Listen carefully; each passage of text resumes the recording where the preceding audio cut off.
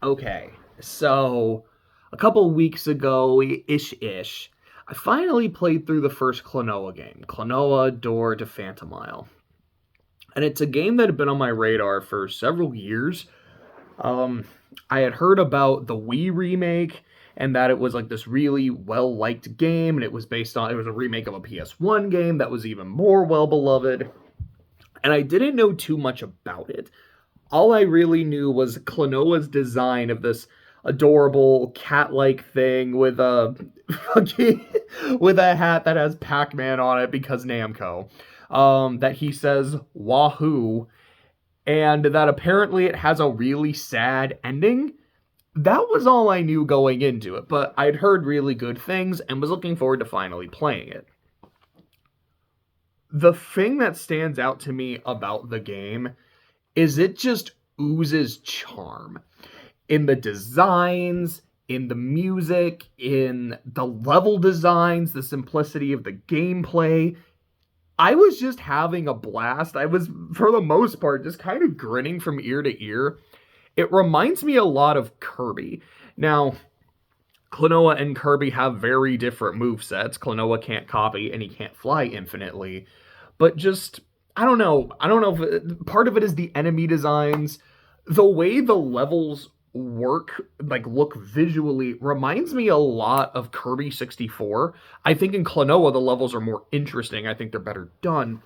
But they kind of gave me, like, visually speaking, I got a lot of vibes from that.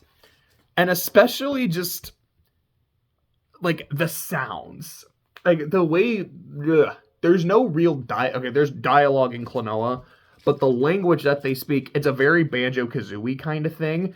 And even then, even that kind of makes me think of Kirby. Just Kirby doesn't talk. Kirby's just Poyo. Klonoa's kind of like that too. You do hear a little bit more than just Wahoo, but you get a lot of Wahoos. That's seem to be just kind of the jump and flutter sounds. Wahoo, Wahoo, oop. And like it's fucking great actually. Um.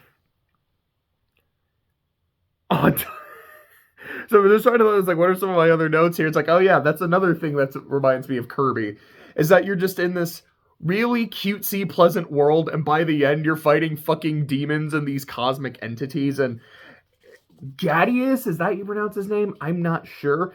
His design kind of reminded me of Nightmare from Kirby's Adventure slash Nightmare in Dreamland. Yeah, it's Kirby's Dreamland, and then the second one's Kirby's Adventure. That is the one that's Nightmare in Dreamland. I think I got that right.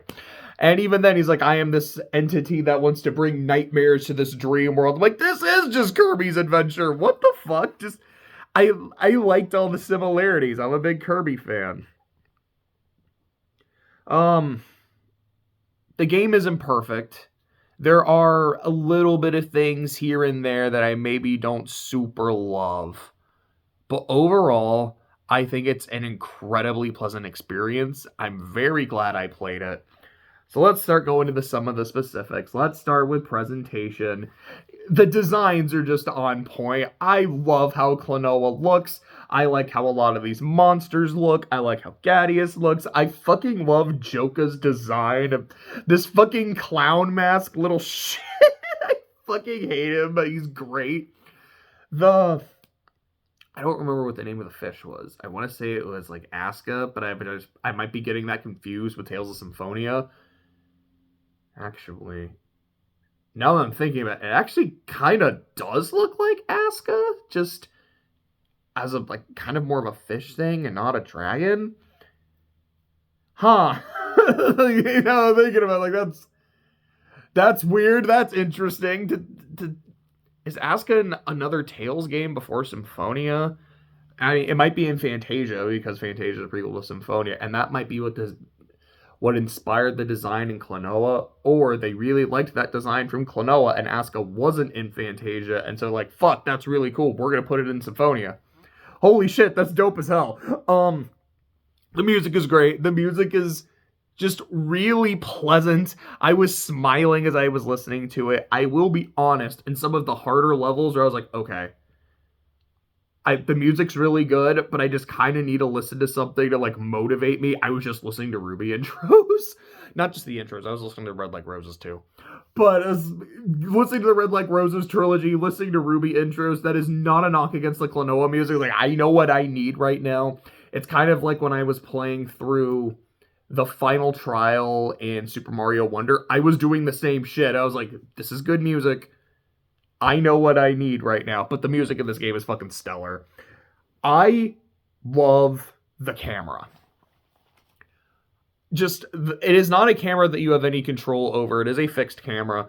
But with the way the levels will, it really takes advantage of the fact that this is a 3D game. And with the way the levels are designed, or some of the puzzles or shit you can interact with is designed, I think it's really, really fucking great visually. Let's see. I also mentioned the way characters talk. It's not, hi, my name is Klonoa. It's, wahoo! And I fucking love it. Like I said, it reminds me of Banjo-Kazooie. I love Banjo-Kazooie. It's, for me, in terms of presentation, this is a 5 out of 5. I have nothing bad to say about it. I love the way it looks. I love the way it sounds. I love the way it makes me feel. I looked at this game and just said, yeah, wahoo, this is fucking fantastic. Moving on to the gameplay. It's very simple in terms of its mechanics. Klonoa can move. Klonoa can jump. And he can hover and you can kind of hover in place. So if you're like right by a platform, he can get onto it, or you can hover forward just a little bit. You can also shoot, where you shoot this ring thing. I'm going to do it like Spider-Man. And if there's an enemy close enough to you, you can grab onto the enemy. You can then throw the enemy. You could throw it forward, or if you turn forward, back, away from the screen, or toward the screen, depending on what shit you need to interact with. Also, if you're holding an enemy, you can jump and double jump, where Klonoa just throws the enemy down and goes up. And you can grab an enemy, jump again, grab another enemy, jump again, and then float and shit. And in some of the later levels, you have to do shit like that. The timing and the platforming gets really precise near the end. And I think it's really fun. It's tough, but it's really fun. The two problems I have with it. Number one, I just kind of wish when you shoot, it would go a little bit further, because there were so many times I'm like, okay, I'm about to grab this enemy, and I missed it. How did I miss it? I felt like I was right fucking there. Like, it feels like it's just short enough to be a problem. Sorry, I'm saying that out loud. I'm like, that sounds like a euphemism. I'm not trying to make that a euphemism. I think there was like an ad for the game when it first came out where it was like Klonoa sounds kind of like chlamydia, and they were trying to make a joke on that. You're like, that's, having played the game, that feels so weird and that feels so wrong. Why would you taint something so pure? I'm sorry, I didn't mean to make an accidental euphemism. But I do feel like it's not that the shot is inconsistent. It's just, to say it as non-innuendo-y as possible, it's not as effective as I wanted it to be, but it's very close to it. The other thing I don't like is just when you're shooting, especially when you're shooting away from the screen, there are a lot of times where I'm like, I'm gonna make this shot, and then I just didn't. And in some of the boss fights, Joka and the final boss, specifically, like the second phase of the final boss, that was a problem. Talking about the bosses were fun. Joka was a pain in the ass. Like, that level, that's the night and day level. Actually really didn't care for that one that much. I think the temple is the level right before, and that's super fun. The two levels after in World 6 are fun, but fuck, World, like 6-2 was so hard. I died so many times, but I did enjoy the level. I thought 5-2 was kind of ass. The fight with Joka was super ass because I kept missing. There were even times like he's right in front of me. How the fuck did I miss that? And yeah, I'll acknowledge that is something that is more on me than the game, but it's just the mechanic I didn't love, and the game really seemed to like that mechanic. I will say, though, the fight with Ghadius I thought was a fucking blast. It took me a second to kind of figure it out, because there's these things like if you touch them, you teleport. I'm like, am I supposed to be doing that, or am I supposed to be avoiding them? And then once I figured out how the fight went, I'm like, oh, I got this. And it was actually super easy. I thought Joko was way fucking harder. But I did think the fights were, for the most part, a ton of fun. Like I said, it's in the early parts of the game, it's very forgiving in terms of its platforming, in terms of like the enemy placement. In the later levels, it's very tight. You have to be very precise. Again, that's maybe another accidental euphemism. I'm not trying to. But it is very fucking precise. And as someone who's really bad at 2D platformers, I did struggle quite a bit with those last couple levels. But I did think they were really fun. And it is that sense of like, once I figured out what I needed to do and realized I could do it, it was satisfying to pull it off. So for me, I feel like the gameplay, it's a 4.5 out of 5. I can't give it a perfect score because like there's just, I didn't like shooting away from the screen. And like the second phase of the final boss, as that thing starts getting smaller and smaller, and now I have to hit a moving target, I'm like, I'm so bad at this. Is this the game's fault? Not necessarily, but it doesn't mean I like it either. But for the most part, I thought the game was super fucking fun to play.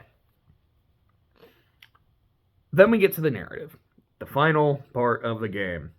Or I guess the final thing to discuss. It's not like the story is the last part of the game. It starts off very simple. There is this nightmare monster, and like you live in like a dream world. There's a nightmare monster who wants to completely destroy it. It's like, hey, you guys, the world cast me off into darkness, so fuck them. I'm gonna cast the world into darkness. Okay, fair. He's a massive asshole, but I mean, in a sense, I kind of get it. So you have to deal with him. You keep dealing with his minion, Joka, who's fucking shit up. Then about halfway to maybe 2/3 of the game, Joka kills Klonoa's grandpa.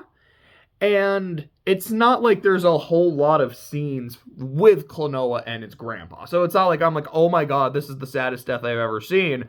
But it is one of those you go, oh, okay, this game does have some bite to it.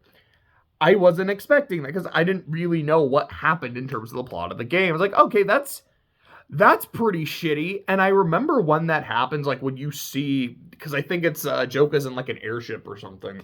Maybe it was just a plane.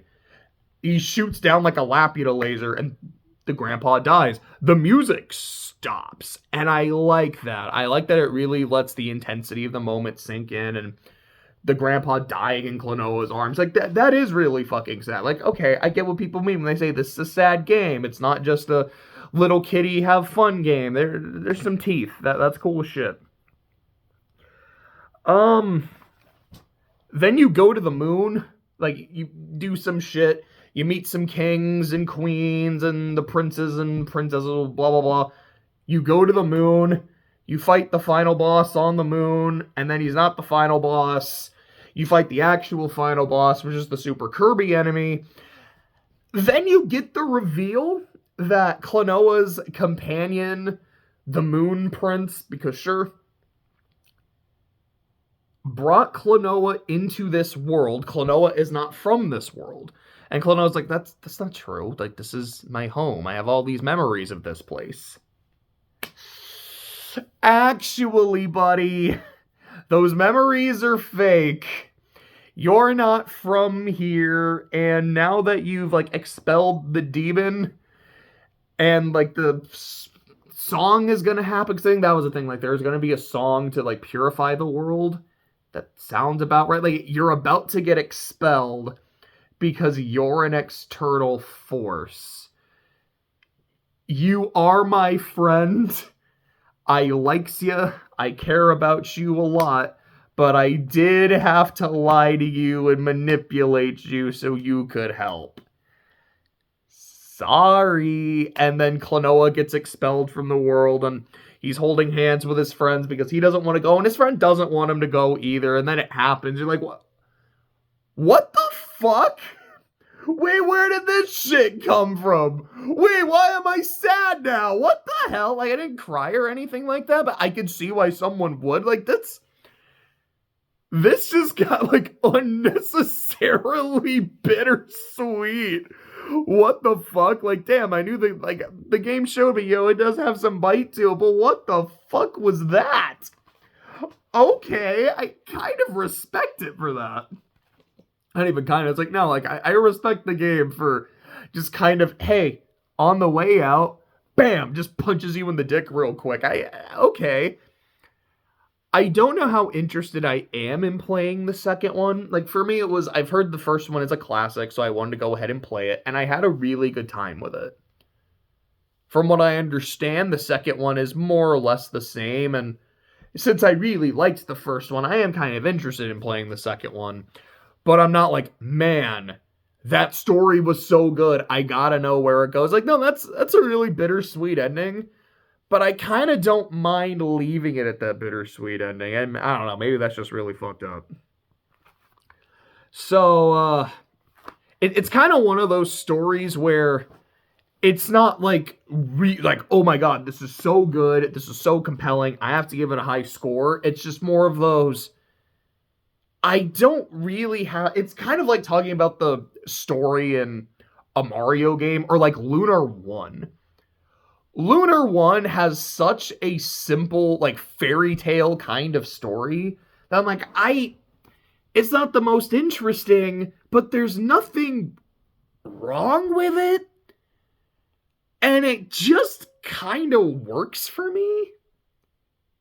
So I gave it a perfect score. I feel like Klonoa is kind of the same. Again, like, this is the way I tend to grade things. I'm less of a, you have to earn your 10 out of 10, and more of, you start with a 10 out of 10. And as you start making, I take points off for mistakes more than I give points out for good things. But, like, the good shit can balance out the mistakes, of course. But if you're like, you're not really doing anything wrong, I'm going to give you a really high score. And I feel like that's kind of what Klonoa is. I don't think its story does anything wrong. So I guess I give it a 5. So this game's like a 14 and a half out of 15. Okay, like, it's really, really fun. It's really, really charming. I think that's the word I most want to use, although it is very fun. It's charming, it's fun, it's pretty, it's pleasant. It's fucking expensive. I don't know how much it is to buy it on the PS1. Like, Jose had a copy on the PS3, and that's what I was able to play. I would not pay full price for this game, as much as I said that I was liking it, as good of a score as I gave it. I wouldn't go that far. But if you're able to get, and from what I understand, the Switch version is basically the PS1 version with some slight quality of life improvements. I don't know what those quality of life improvements are. That, from what I understand, is a very good way to play the game. If you somehow have a copy of the PS1 version, definitely play it. I would highly recommend it. Is there anything else I really want to say? No. Wahoo.